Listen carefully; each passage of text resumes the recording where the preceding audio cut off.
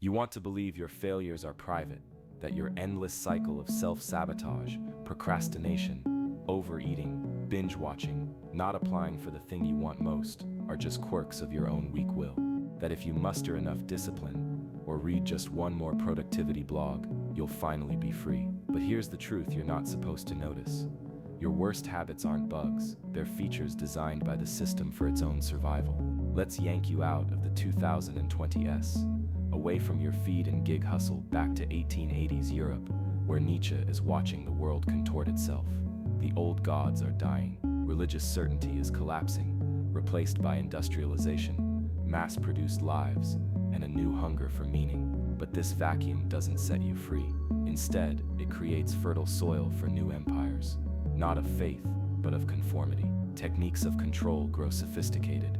Schools, factories, bureaucracies, each a machine built to shape you down, sanding away sharp edges until you fit easily into a slot.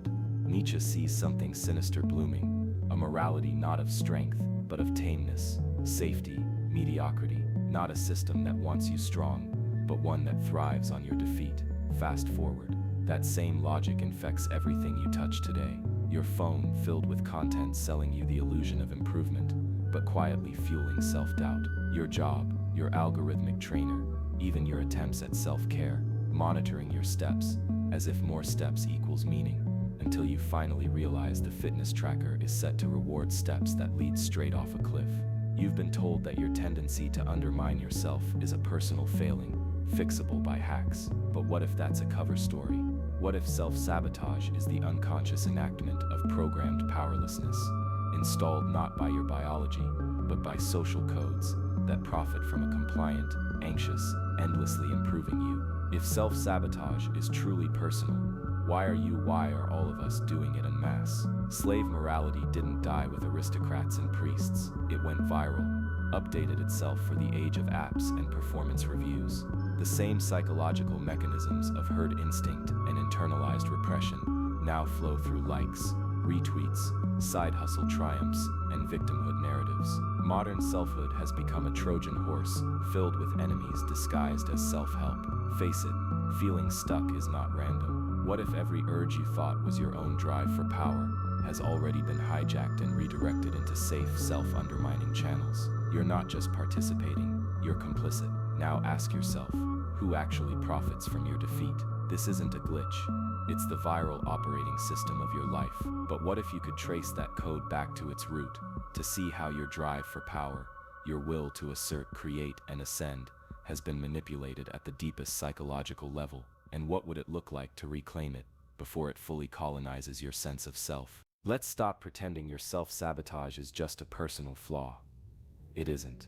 This goes deeper. A manipulation with philosophical teeth. You live inside a loop you didn't design, wired for something daring and creative, hijacked before you could ever find your true direction. The very force Nietzsche called will to power, your primal drive to push limits, shape yourself, and leave something unmistakably your own in the world, has been repurposed by the culture around you. Society feeds on your unrepented power. Obedience is the interest on your unrealized potential. Think back, Nietzsche stands in the Europe of the 1880s, watching the rise of the factory, the assembly line, the bland sameness of the crowd. Old authorities collapse, but in their place emerges something subtler, a machinery of conformity dressed as progress. You might believe you're free, but that's only because the chains have become internal. Today, it's no longer the church lecturing you into submission. It's the like button. You curate your persona for strangers. You hustle gig to gig. You drown ambition in a sea of anxious comparison. In this digital age of infinite feedback, your every striving can be rerouted, measured, and then sold back to you as an algorithmic cage. Nietzsche's will to power isn't about crushing others. It's about disciplined self-overcoming. Picture it as a river, raging and creative, meant to carve its own path through rock and time. But most lives, including yours, become dammed and diverted, turned into reservoirs of resentment that irrigate someone else's fields. This isn't just an accident, it's efficient. Institutions, both old and new, profit when your energy is spent in quiet compliance or symbolic rebellion with no teeth. Why strive for greatness when you can collect social credit points for signaling suffering? You've been sold the macho myth. Be assertive, dominate, win. But that's not Nietzsche. The real fight is internal. True will to power is harnessing your struggle, your pain, your hardest lessons, and transforming them into a higher version of yourself.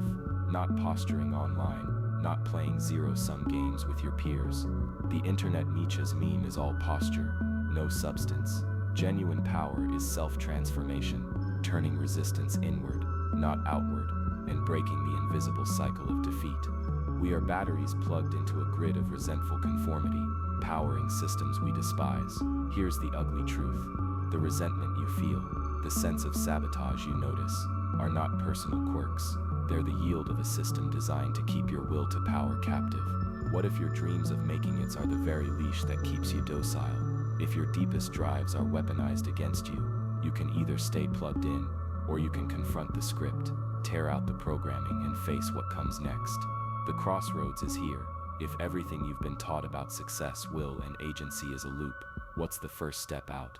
You sabotage yourself, but here's what you won't like to hear. That self-sabotage didn't originate in some private corner of your mind. It is not a mere personal failing.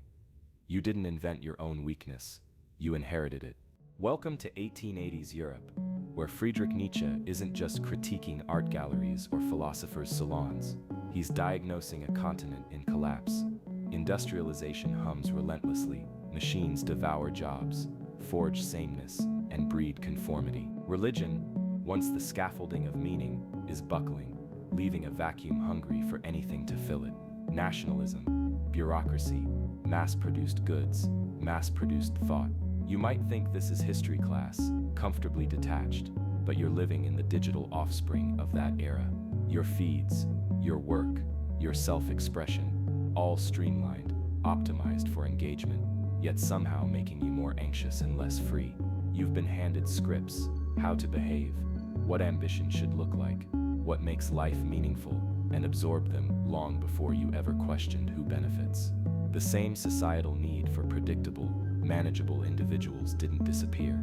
It updated, evolving from church pulpit to algorithm. Here's the claim: your internalized powerlessness, your nagging self-suspicion, isn't a glitch. It's a deliberate, scalable means of control.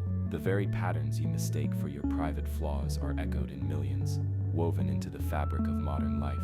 Every time you say, "I just can't help myself," recognize the cynicism of a system that profits from you saying exactly that. Nietzsche was not just warning about the herd. He was warning about how their instincts become your inner critic, your barriers, your unconscious reflexes. This isn't just your suffering, it's your programming. The discomfort ignites here. Are you complicit in living small because it's easier than confronting the real source of your self-sabotage? Maybe your weakness isn't a solitary failure, but evidence you've internalized a script written to keep you docile. If that thought unsettles you, it's supposed to, because unless you question where your limitations actually come from, you'll keep mistaking obedience for incapacity, and you'll chain yourself far more effectively than any outside force could ever hope to.